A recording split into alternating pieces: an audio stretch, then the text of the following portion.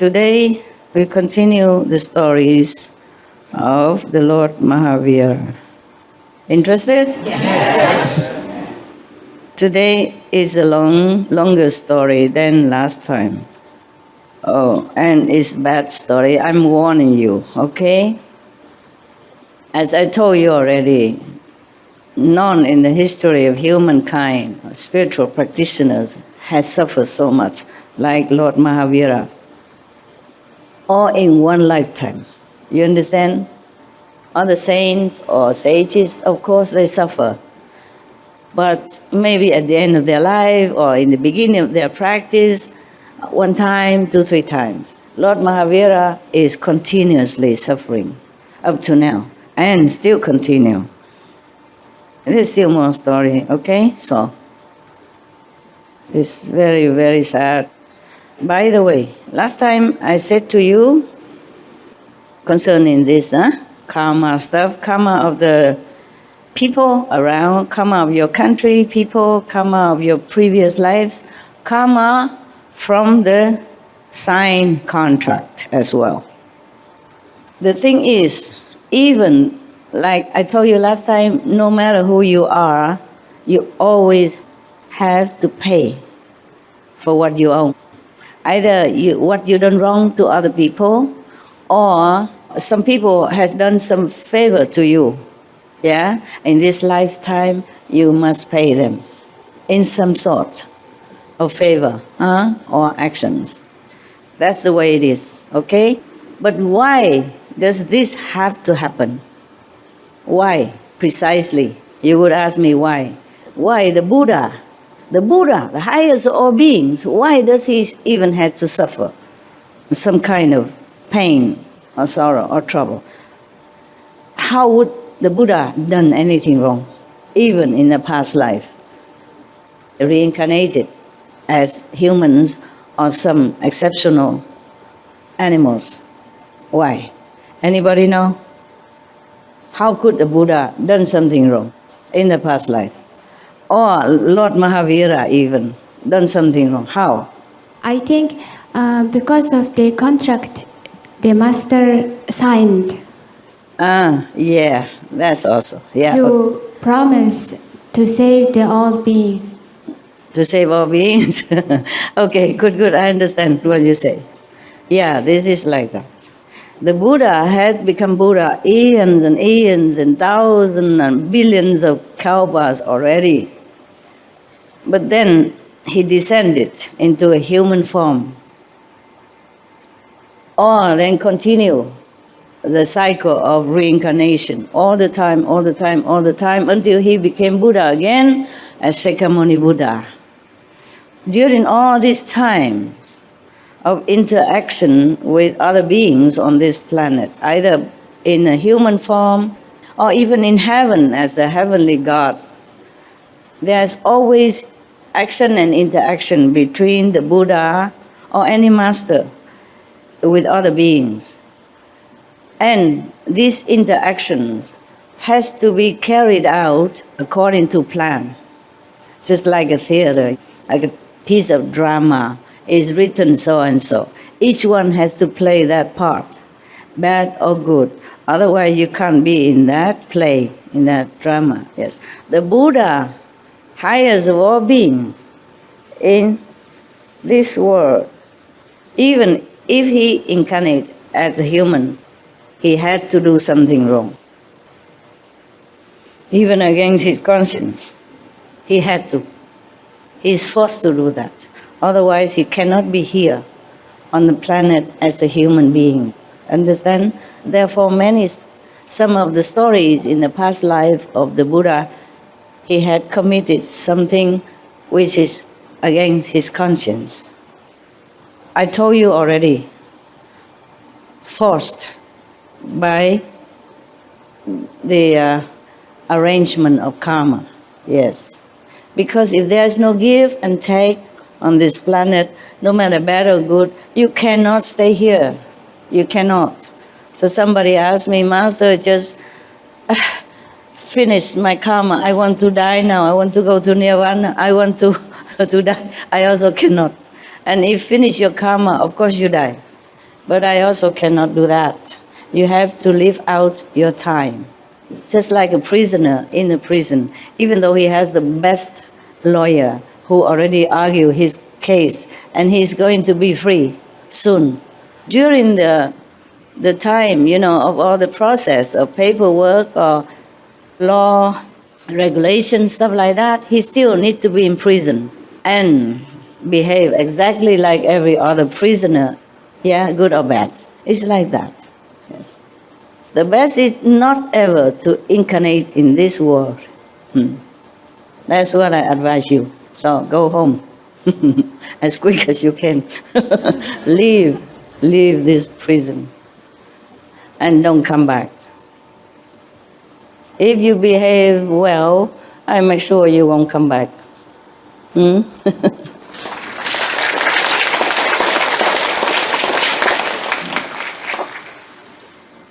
It's your choice also, yeah? But also Master will help you. So sometimes you pray for something, it doesn't happen. Doesn't mean Master has no ears. Just that you pray for those things, no good for you. Or maybe it will happen another time, a longer time afterward. Many of my vision, long years ago, doesn't appear immediately. But now, for example, even my vision, because the time in the continuum of the universe is different from our timing. It's difficult to calculate by heaven's timetable. I remember a joke, a man asked God, is it true, my Lord, that 1 million years to you is just like a second?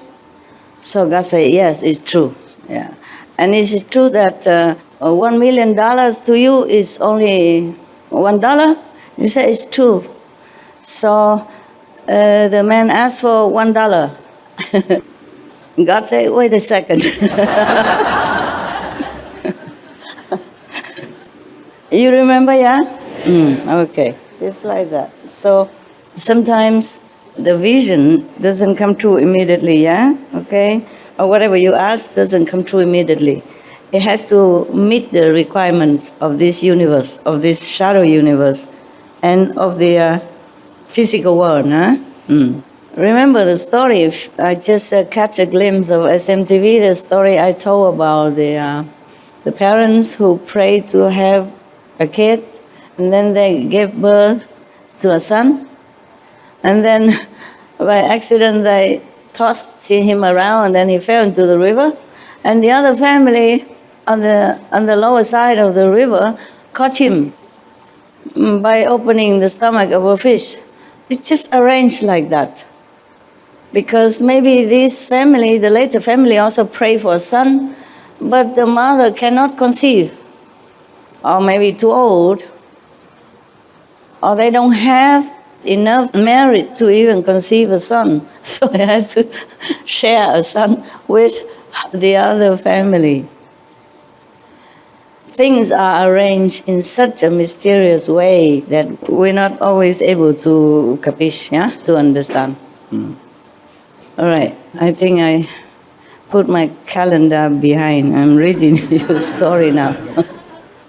I'm just telling you so that you know why Lord Mahavira suffer, Buddha suffer, the saints suffer. Or it seems like they do things that is not befitting the great enlightened person. They had to, because of the contract. Okay?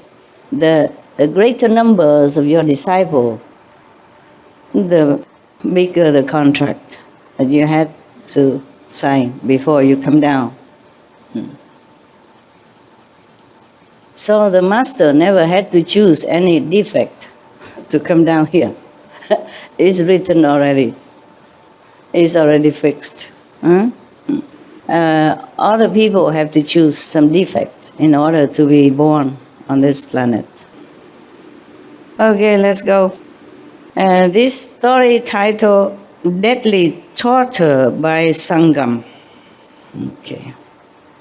One day, Sri Mahavira was doing a special one-night meditation in the Palace temple in Pedder Garden.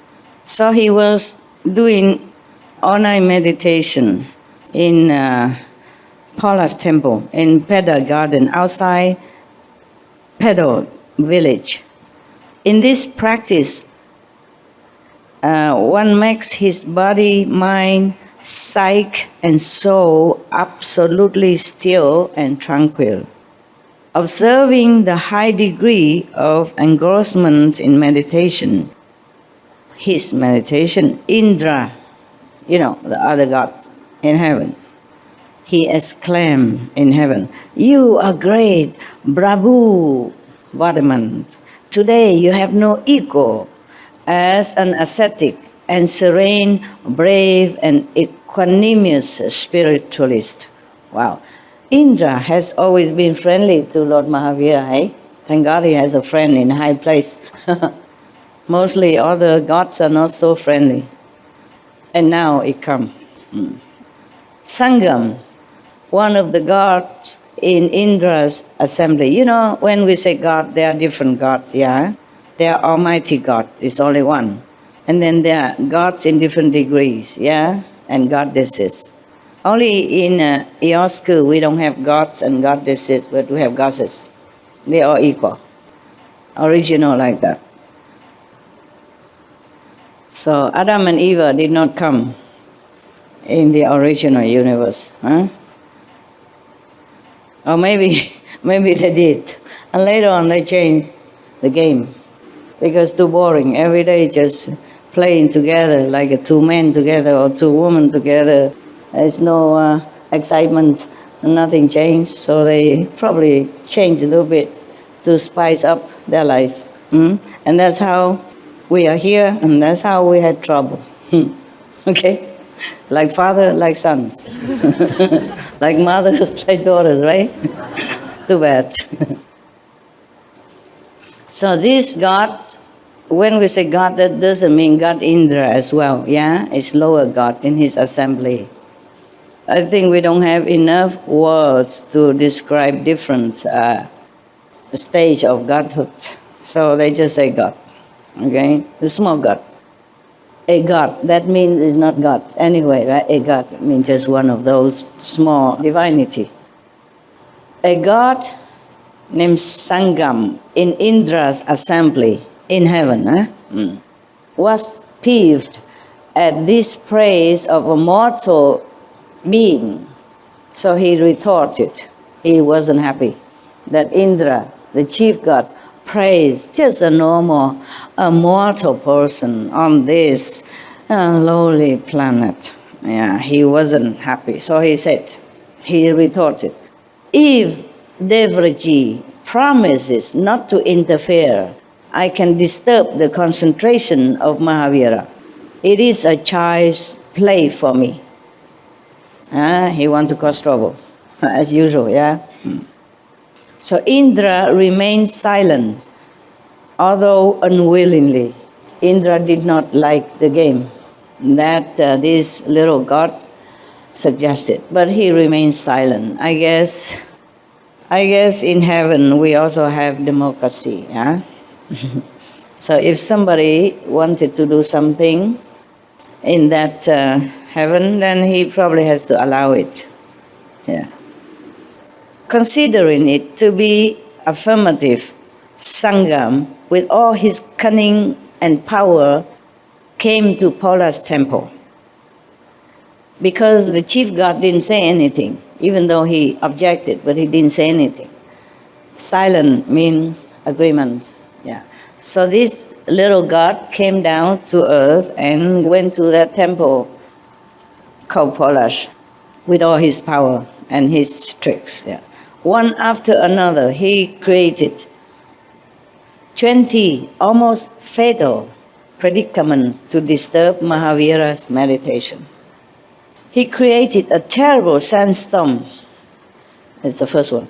In no time, Mahavira was submerged in a heap of sand. Mahavira, in his unshakable determination, did not even close his eyes. Don't try. I know you're tough already. Don't need to prove anything. Well, I meant it. Because, truthfully, many people on Sunday, Saturday, they stay home. Yeah, they watch TV, they watch football, they went out to have drinks and have fun with their friends and family. And you came here to sit until your bottom feel very sore, and you still sit because the neighbor is sitting. If you stand up, and go out, it's lose some face. So it's very good of you already, yeah? I give you credit for having some spiritual inclination of some sort. And also, you see how many people, billions of people in the world, only you few truly pursue spiritual endeavor and try all your might in such a obstructive, troublesome world to, meditate, to do good, try to think good, and be benevolent, etc. And helping with SMTV sometimes, or helping with the ashram work, or helping the poor, and all this, etc., etc. So you are very good already, okay? I really meant it, and I thank you.